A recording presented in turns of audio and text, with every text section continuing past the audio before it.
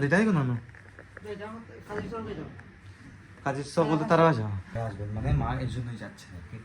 তো তোমার চেষ্টা করে দেবো শেষ নিয়ে বলতা তুমি জানি বাবু তুমি তারা বাসা বাবা মা দুজন যাচ্ছেন আজকে তারা বাসাতে, তো সমস্যা নেই আমি তো আছি দোকানে। তো আমি ঘুমাতে ঘুমাতে দেখবেন চোখ টোক পড়ে গেছে।